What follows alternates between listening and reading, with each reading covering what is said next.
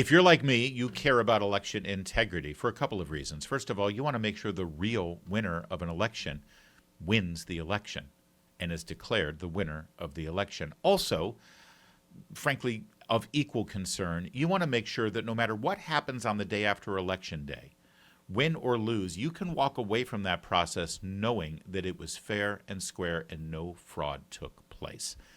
That's critically important, especially with the tens of millions of illegal immigrants that have been allowed into this country, many of whom we know have registered to vote and have, in fact, voted. That's why I'm excited that Republicans in the Senate are looking to move the SAVE Act through. You're going to hear from John Thune in a second about this. And also, you know you're over the target and you know you've got a good policy when Ilhan Omar and all the other squad members are freaking out about moving this election integrity through Congress. Let's start with Thune, who made the announcement yesterday. Remember, the SAVE Act has a simple notion. If you register to vote, you need to prove you're a citizen. Thune took it one step further yesterday. I've co-sponsored the SAVE Act in the past. I think my understanding is that they are still modifying the bill.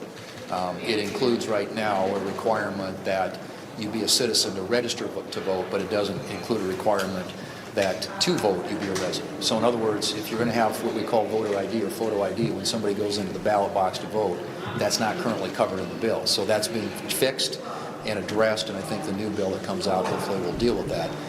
But I mean, at some point we'll have that vote. I'm for it. I think most of our colleagues in the Senate are, and I don't, it hasn't had consideration in the relevant committee yet. But I know there's a high level of interest among our members in getting a vote on SAVE Act. All right, so he says, I'm for it, absolutely. We're going to move the SAVE Act through, which we haven't heard up until now, so it's nice to hear. But he wants to add to it and say, oh, by the way, you also have to have a photo ID to prove you are who you say you are. Thank you.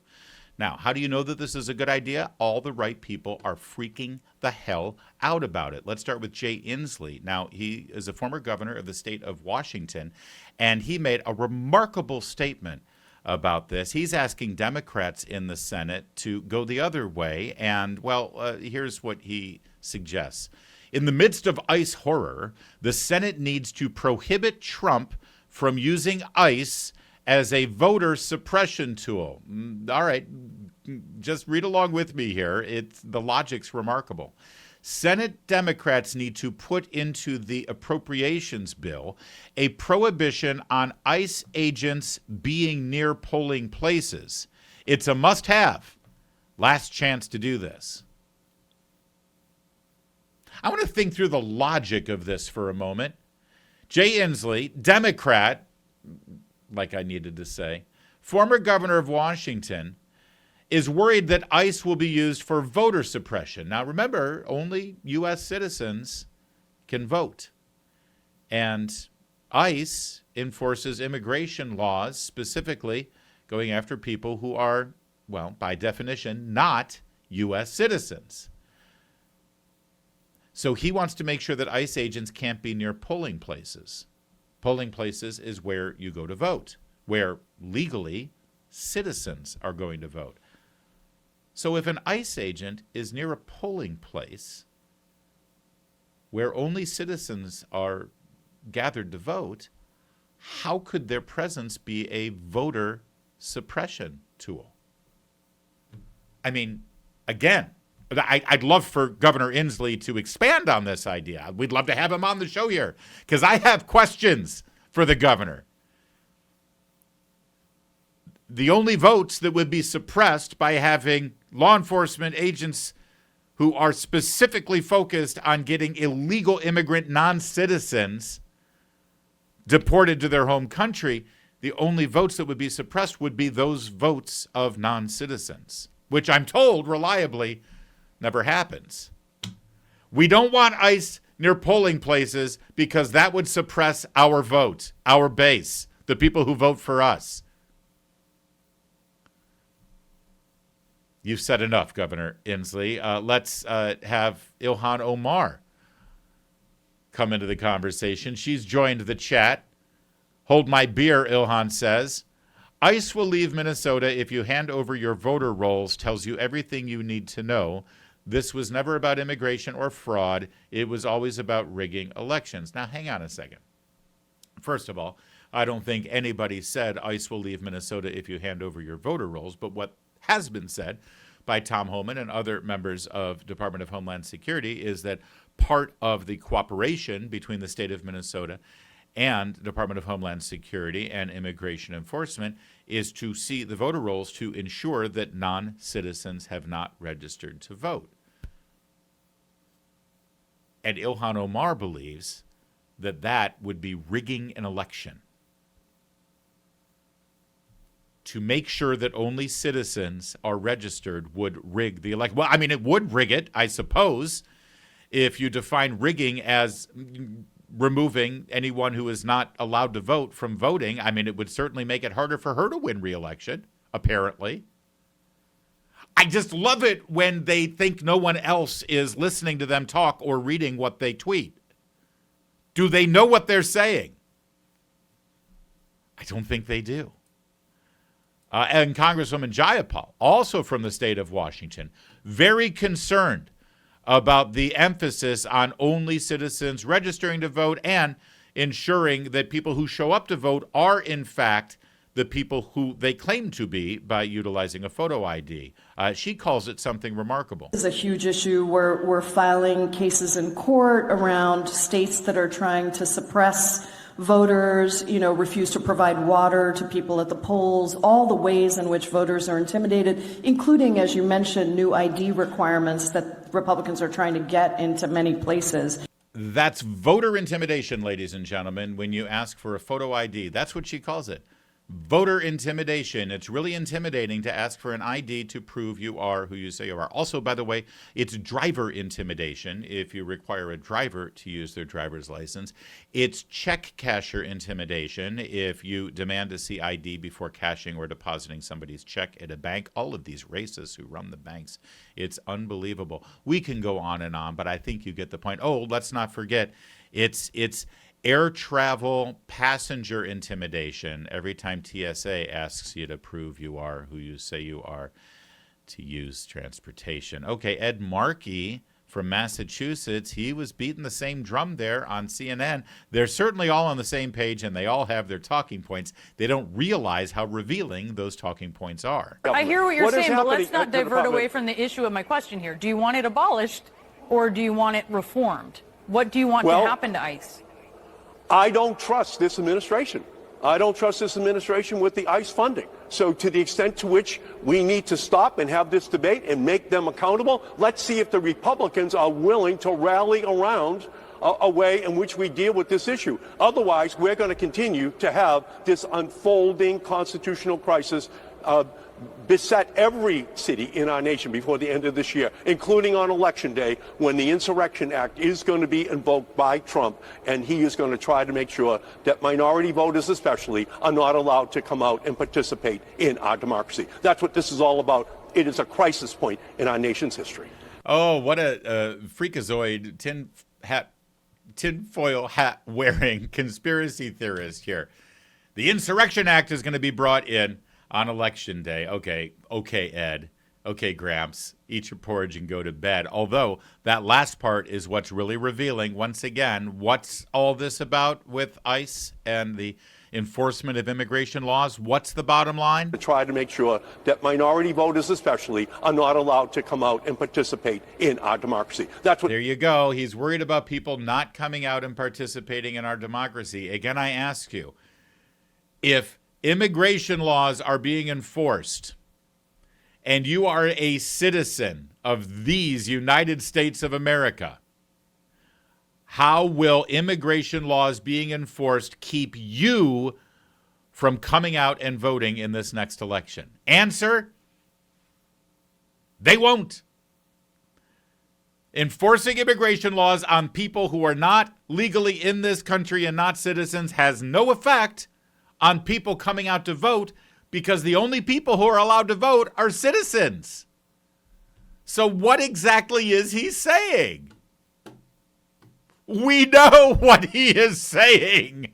Keith Ellison, the Attorney General of Minnesota, talking about this line in the sand that will not be crossed with regard to the voter rolls of Minnesota. Why are they so intent on not letting the Federal Department of Homeland Security, in charge of immigration enforcement, see who's registered to vote in Minnesota? What's the problem, Keith? Ask you, the judge seemed to focus on a couple of things: Pam Bondi's letter, and also the president's social media post about a day of retribution. She appeared, especially talking about the Pam Bondi letter, she appeared critical. Is that the way you saw it, and do you think those two things are helping your case? Let me just say, I think that the judge is incredibly bright and is focusing on the critical issues. I'm not sure what to conclude or based on her questions, but it appeared to me, and I got the sense that she understood the issues very well. And I'll just say on my own behalf that the Pam Bondi letter kind of reveals what this is all about. This is not about fraud, and it's not even about immigration, and it's certainly not about law enforcement. It's about handing over documents of the state of Minnesota, private information, including voting information, to the federal government. That's what this is about. And that's why we're fighting it. Voter information is not private information. Okay, number one. Number two, I thought this was about fraud. Well, why are you interested in looking at our voter rolls? Because of voter fraud? Hello? This is a man who's in charge of enforcing law in Minnesota. Oh, yeah, I'm all over the fraud. Yeah, I know. We've got these people here. They're in the country illegally. They're getting federal benefits, but I'm all over it. Don't worry. We'll make arrests. Hey, curious question, Attorney General Ellison. If you're admitting that there are illegal immigrants in Minnesota who are defrauding the government by taking benefits and taxpayer-funded benefits that they're not entitled to and defrauding, and then you're really going to be tough on that crime, is it possible that they also registered to vote? I mean, that's a whole lot easier, isn't it, than defrauding the American taxpayer for all these health and daycare programs that they set up? I mean, isn't that a place you should look to? Keith? Hello? No, he doesn't want to look there. Let me ask you something. What's a valuable commodity when you're a person in power? What's the most valuable commodity? I know money is important. You need that to run your elections. But what are you doing with that money? When you're running for office and you want to be in power, like Keith Ellison wants to be in power, like Democrats want to be in power, they raise a lot of money and they spend a lot of money. But what are they using that money for? To get votes. Votes. Votes are the coin of the realm. You can have all the money in the world, but if that doesn't translate into votes, you get no power. And if you care about power, you care about votes more than anything else. And you're going to get those votes either using that money so you can, get out the vote and bribe people to vote for you, or give them money to come and show up to vote, or whatever it is that you're doing, or buy campaign ads, mailers, banners at the rallies, yard signs. Sure, money's important.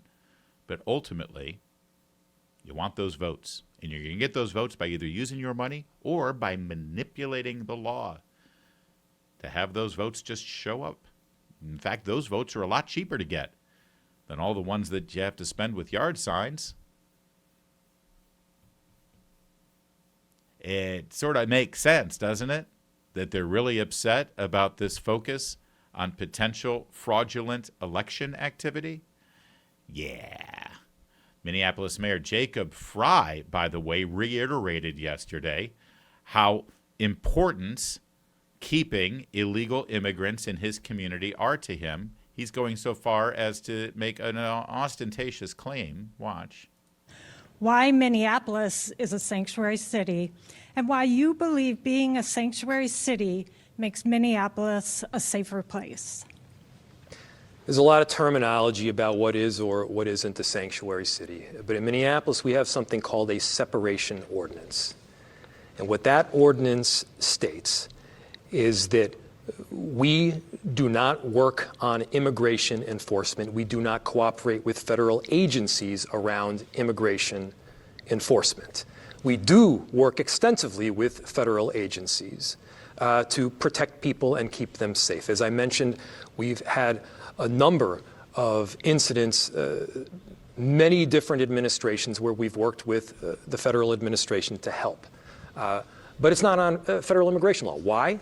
Again, because I want our police spending time protecting the residents of our city, stopping homicides and carjackings, making sure that violent offenders are investigated and held accountable. What the separation ordinance also says is that we won't ask the question as to whether an individual is documented or not. And here's why. We want people that are undocumented to have the confidence to call 911 without the fear that they'll get deported in doing so. All right. So what you're hearing here is, lies. You're hearing lies. And they're damnable lies. They're dangerous lies. They're lies that Democrats have been repeating for decades now to justify their sanctuary policies. I'm going to show you what the truth is. I'm going to explain to you exactly how damnable these lies are, okay? And why they're, frankly, diabolical lies. And also, I'm going to break it down for you in a second, but I want Tom Homan, who gave a press conference earlier today, to do his part in breaking it down. Because, well, first of all, quickly, we don't participate with the federal government and law enforcement on immigration laws because that's not our job. We're not supposed to enforce those laws. Okay, so, if you rob a bank, that's not actually a crime against the city or the state that you're in. That's a federal crime.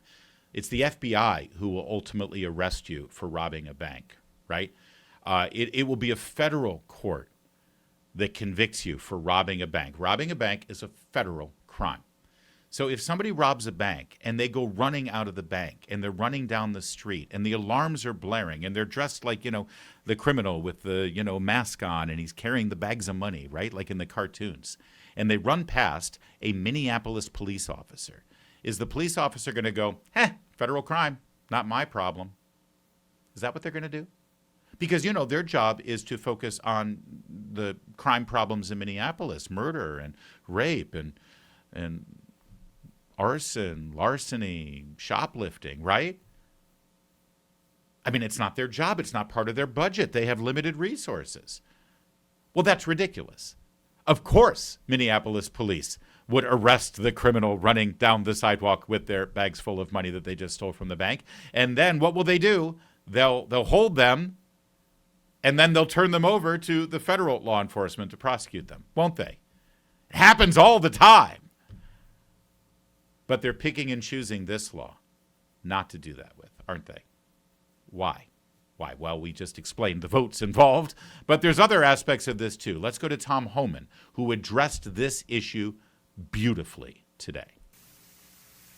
And he has clarified for me that county jails may notify ICE of the release dates of criminal public safety risks so ICE can take custody of them upon the release from the jail.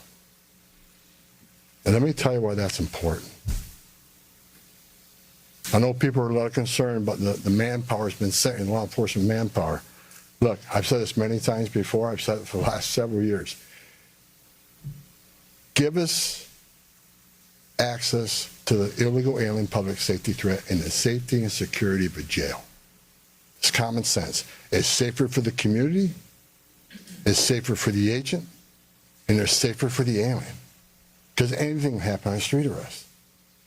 It just makes common sense. And for the people that argue, well, we're a welcoming community because we want victims and witnesses of crime that are here illegally to feel safe to come to police without fear they're working with ICE, we're not going to talk to the victim and witness of crime. There's no problem there.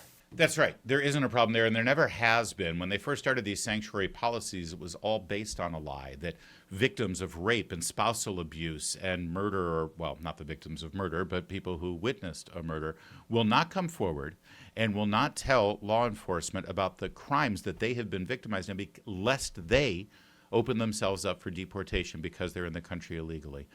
And by the way, you know how this started? You know how this whole thing started?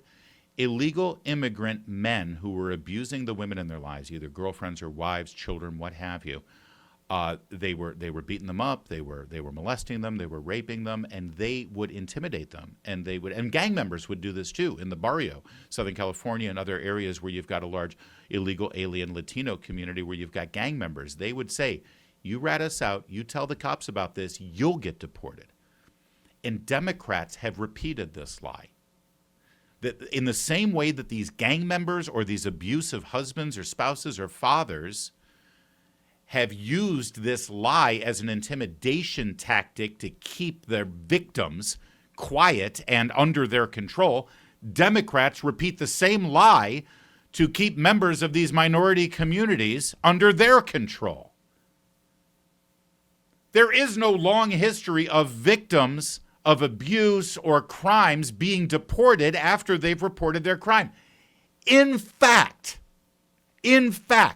the federal government has a special visa program set up right now. It's called the Victims of Criminal Activity Visa, the U non-immigrant status visa, where if you go and you're the victim of a heinous crime and you go and report that crime, you're protected from deportation. That's how generous our country is. And Democrats lie about it. Yeah, if Jacob Fry really cared about the illegal immigrant community, he would not continue to repeat this lie. Because by making his city a sanctuary, he's not protecting victims, he's protecting the criminals. But they keep repeating the lie. And they keep repeating the lie for the same reason that the criminals repeat the lie, to control their victims. And Democrats want to control this populace, this community. And, by the way, because it tugs at the heartstrings of white liberals, affluent white liberals who think that our country is evil. That's right. That's right. We are so racist and we are so authoritarian and we are such xenophobes that a victim of a crime will not come and report that crime lest they be deported. I hate this more than anything else, that they do this, because the victims end up continuing to be victimized. Meanwhile, there's one other aspect of the illegal immigrant population in this country that factors into the power that Democrats have right now through these votes, as we've been laying out for you. And that has to do with the little discussed but incredibly important issue of apportionment. You hear about redistricting right now all over the place and gerrymandering. And what that has to do with is within a state's borders, there is a certain number of House seats that have been apportioned to that state based on their population through the census. And then based on that number, they draw the lines to equally represent all of those people in those House districts. That's called the districting process.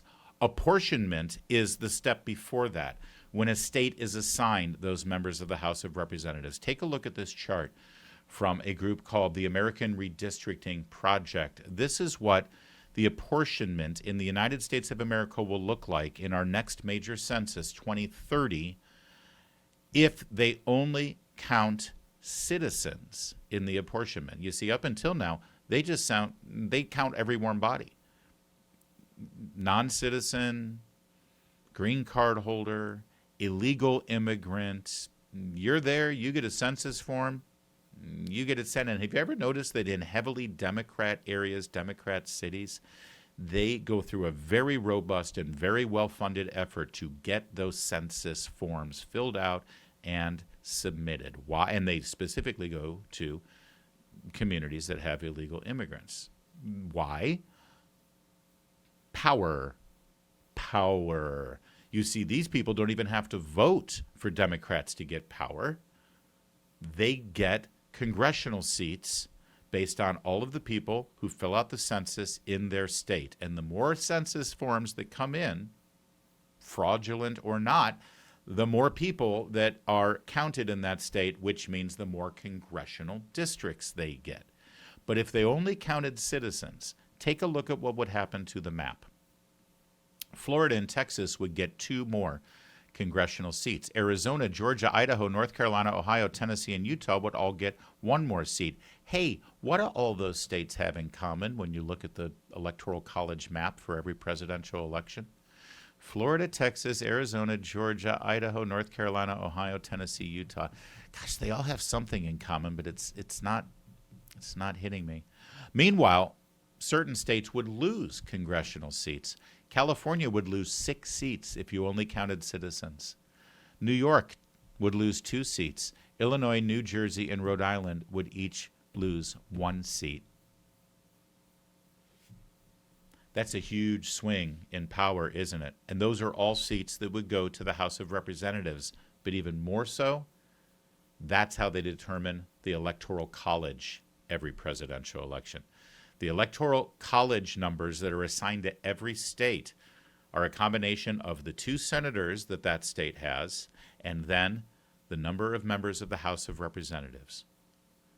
So in the next presidential election after 2028, if we apportion only based on U.S. citizens, California would have 6 fewer votes, as would New York 2, and Illinois, New Jersey, and Rhode Island 1. That's 12 seats right there that are reliably Democrat votes in the Electoral College. And where would they go? To reliable red states. It's just another reason why Democrats are intent on making sure that every single illegal immigrant in this country stay right where they are.